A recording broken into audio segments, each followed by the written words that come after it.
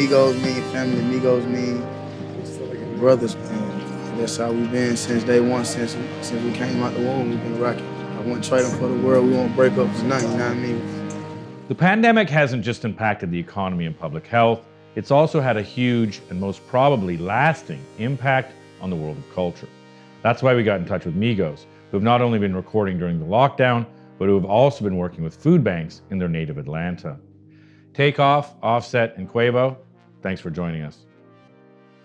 So COVID-19 has hit Atlanta particularly hard. How do you feel that Georgia is going to be one of the first states that opens up? I disagree with it. If the whole world ain't doing it, I lost my great uncle. He was a pastor in Augusta, Georgia. He was 82 years old. For them to just open it up, and to me, it's like, what about the people that lost people in this same state, in this same place that you're opening up? Just because people want to open up business. I understand everybody going through a crisis, but it ain't like it's one section. Everybody going through it. So, in my personal opinion, I just feel like it ain't fair because I lost somebody to it. I feel the same as my brother. You know, I'm with the social distancing. I'm just ready to get back out. You know, I hope they find a vaccine for it so we can get back out and do what we do. But besides that, you know, it's been good family time, family fun, working in the studio. But we're just ready to get back out now. Do you guys see it as kind of a, I don't know, in Georgia maybe, as a political issue? The red states are saying we're going to open up quicker. The blue states are saying, you know, we're not going to open up as quickly. Do you think it's a political issue in Georgia? Yeah, most definitely, because it's kind of like split half and half. Georgia is not flattening the curve. We have one of the highest rates of infection and one of the lowest rates of testing. I feel like it's a time for that, but we all have to live through it. So who knows when they open it back up, it's safe. So we still have to follow the procedures and protocol if we open up tomorrow, if we open up the next day. So I'm kind of like in between on like staying locked in and want to get out because like we still, like you said, we like we losing people that we love, but we still have to live and we still have to like maintain and before a vaccine or something hit to like keep everything together and keep things going. What do you think going forward? Is this a sort of springboard to more social activism? Most definitely. I wish I even like, because right now it's kind of like rumors been saying that we not gonna be able to tour until like 2021 because of the mass of people just coming to the concerts. Like I wish that we could find a better way to like help people during our concerts and help people get, you know what I'm saying, get through this cause and get through what's going on. So we kind of like coming up with different ideas to, you know what I'm saying, get the masses together, but not also like for harm reasons, like to help for helpful reasons. You know what I'm saying? However long this quarantine thing lasts, then they'll make it like a social thing. But if they find a vaccine, like I said, or come up with something, we'll be back out. When we interviewed AOC about this, she talked about how Black and brown communities, as well as economically disadvantaged communities, have been harder hit. Coronavirus has just blown open systemic inequality that has been long simmering in the United States. How do you guys feel about that? Is this true? It's true because we don't have the same resources. You know, we got all this paper and we're successful, quote unquote, and still like these family members in our family that don't have or don't qualify for health insurance or they can't get it and they already 50 years old and they already have a health issue that they've been dealing with for 10 years. And it's like, when you don't got the sources and the funds, you just out of luck. And that's just what it is in real life. It's not a lot of resources. A lot of folks don't have no money. I know so many people in my family and my friends' family that don't have health insurance. And when you try to get it, you know, I tried to pay up front and that still don't work. You still got to go through different processes and you still might not be eligible for this one thing, but you're eligible for this other thing. And it leads them to suffer or try to have a chance of surviving that's so small.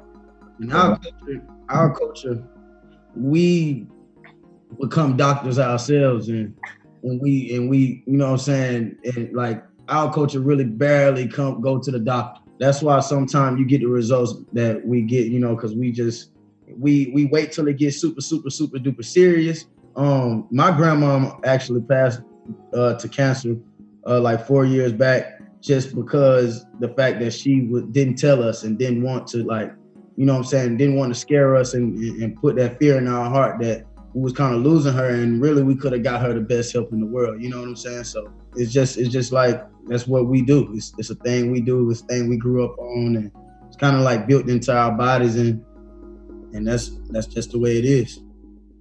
Do you think that we're looking at a sort of cultural moment where the zeitgeist is changing, where young people's minds are changing and saying, hey, look, this is a whole new world now, and we want to see things and do things in a different way? Are you guys seeing that? I feel like everybody's coming together, especially like with the All In Challenge.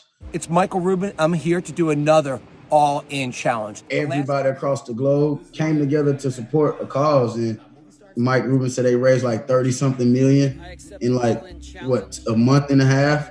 Before, everybody was kind of like on their own and just, you know, trying to race to the finish line. But now together, we are trying to get to the finish line together, you know? As you guys as a band and as individuals get bigger and more popular, do you start to feel more, I guess, politically responsible or socially responsible in saying, hey, we got to do something? Like, why is it that we're not going to the doctor? Why is it that, you know, we're not getting the best healthcare? Why is it that we don't have universal healthcare for everyone? That's the question. That's the question the world want to know. Like, we try to make our music like be those not those problems. So sometimes we don't really speak so hardly on like the political side of things, because people got, to me, when it comes to politics, it's like people got their own opinions. It's very sensitive too. Very sensitive. When it's a thing like this where it's hurting our communities, we step up. We try to make the world be proud and be happy with our artistry and our art, and not with our politics, because to me, politics is how you look at things. This is me personally. It's like how it's each side, how they look at things differently. It's a sticky situation to speak on things when people really take this so serious that they'll fight on social media and threaten each other and get into it about an opinion on how our world should be, and we all live in one place. And also, yeah, we rich, but sometimes we don't know either. We don't know how to start an insurance company for all the black people in the communities of black culture to help them get insurance, to help them go to the doctors. We don't have that resource. Only thing we have is money and success and jewels. And like, sometimes I'm 28 years old. Sometimes we need a big brother or someone that's been in the field of that politic field to come through and step down and grab guys like us and say, hey, I'm gonna put you down on this and that, and let's execute this plan and try to help people. When this mass of people, of course I wanna help my folks. Of course I wanna look for families. Of course I wanna help the homeless. Of course, me and Justin Bieber go do intentions and go to the center. You know what I'm saying? Of course, but when you put them outlets and you give us the socket, we gonna plug it in. Just, you know what I'm saying? Fuck with us. Give us the info. We'll make it happen. I actually was looking at your first single and video, Taco Tuesday, which happens to be A, my favorite day of the week, and B, my favorite meal. How did you come to get Taco Tuesday as your latest single? Taco Tuesday, man, it was just something organic. We want to give props to LeBron for just popping that whole little thing off with him just saying Taco Tuesday. Our producer DJ Darrell was kind of making a fun kind of like Macarena type beat, and it just clicked in our heads. You know, we the Migos. We make something about anything and everything real fast, and it just ended up being like a crazy hit. So you guys have been spending a lot of time working on your new album. What's it like recording during this time of COVID? And, you know, how weird is it? Is it freaky, or, you know, what's going on with the recording of that? It's not weird. I just feel like it made us lock in and focus in more on us and to work on our project. Got us around each other more than in the past, because we all been running, and with all the sit down time, we just been working and putting our minds together to put something out for the world so they can enjoy the music while this bad time we're going through. We kind of like about to get something crunk up to where we kind of like in-house and camping ourselves in and working on like the finishing touches to the project and like and you know like you said, like social distancing been kind of like stopping or cause and effect and everything. So right now we're trying to get it together to where we could just be together and record and you know what I'm saying, and spend that time before like how we were spending before all the lockdown came. We've been talking to some artists about, live has just sort of disappeared. Recording is problematic. You guys are doing some weird stuff. You just did a never been done before Oculus, Facebook, VR, live streaming to raise funds for Feed American Atlanta Community Food Bank.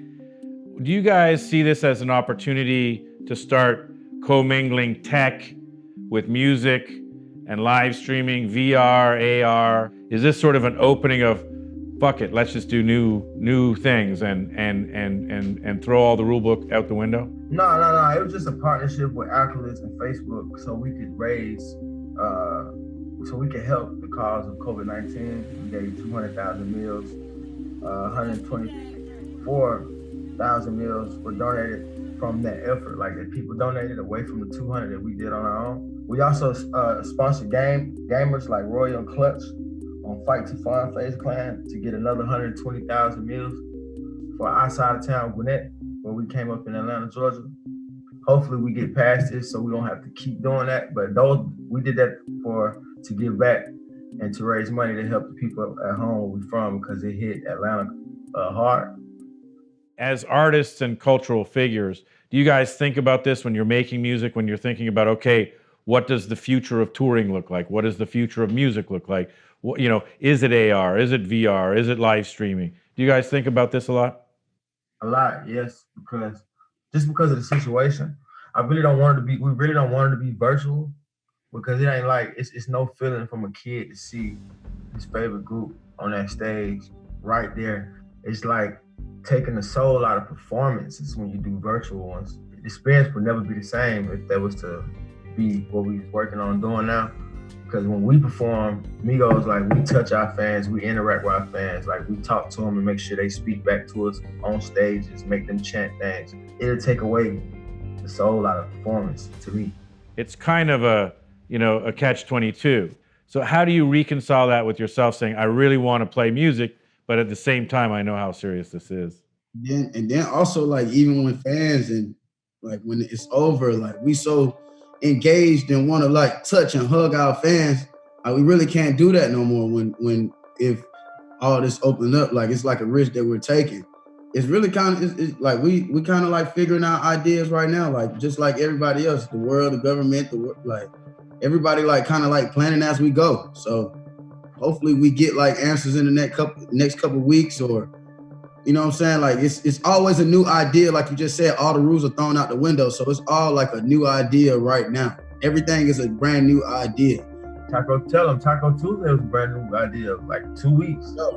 2 weeks. We filmed that in one day at the crib, making tacos, gave it 2 days, whipped that thing up and went ahead and pushed it out. Our main thing right now, that's why like we were saying, we've been during the quarantine just being together as a whole, because when we together as a whole, we just naturally funny. So we creating the content to be able to put out until we can go back to the stages and be able to perform fully. So it's like Taco Tuesday. That's something that everybody can get in the kitchen and relate to. It's a fun thing, and it's kind of like traditional because every week, you know what I'm saying, we in the house, and every week it's a Tuesday. And same thing with the other record we have called Racks Too Skinny. It's like what you gonna do when the racks, like, not saying like put an ultimatum on what you trying to do. Is like what is, are you gonna bun? Are you gonna get out there and get it? Are you gonna give it up to God? Or are you gonna, like, whenever the racks get too skinny, we may some squeeze $1 million, and what you gonna do? You know what I'm saying? So that's how it is. And culturally, there's a big shift happening now. What do you think COVID is changing culturally? When you're young, you know, when we young, you really don't get what's going on. You hear about it, and it really, like, your life is so, you so young, that's not your thought process. You think about going, like my kids, they want to go back to school. They want to go outside to the parks. They can't really take, they just hate being in the house. and just being stuck. But then it's helping them at the same time with their schooling to be able to sit there. Well, for my youngest son Cody, it's helping him with his schooling, with him doing his flashcard at home, just being able to not have no more distractions outside of that. So it's like good and bad, I guess. Speaking of kids, I think your kids are the same age as my kids.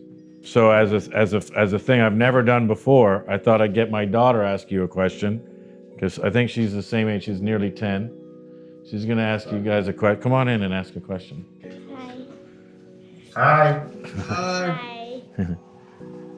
What's your question? What do you do at home for fun? I play Call of Duty, PS4. Kick it with the family, stay inside, and make sure I wash my hands. That's a good answer. This is my favorite playlist, my favorite tunes.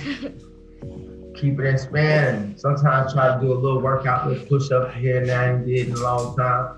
Yeah. See what I can do just to clear my mind. Play the game, talk to my boys on Zoom, on FaceTime. Yeah, I like to cook a little bit too. me too. What's your favorite day of the week? Tuesday. Why? Because it has tacos. So that's their latest single. It's called Taco Tuesday. And that they just did it, and it's all about Taco Tuesday, and that's what we do, Taco Tuesday. I love. What's your favorite, hard shell or soft? Hard shell. Hard shell. Okay. But she's soft. She's soft shell, I'm hard shell. I'm old school. She likes hard shell. Yeah. Yeah, I'm a hard shell type of, you know what I mean, too. So from my family to you guys and your family, I just want to say thank you. Thank you for all the meals that you've given. And, we just wish you the best. And, thank you for your time. We also gave masks and PPE, masks, gowns, face shields to LA hospitals and Atlanta hospitals. So we really trying and gonna still try and ain't gonna stop. So just hit us with some avenues, and sometimes we need a backbone for things. All right. Atlanta, LA, one love. Thank you. Okay. Thank you guys. Thank you so much. Thank you.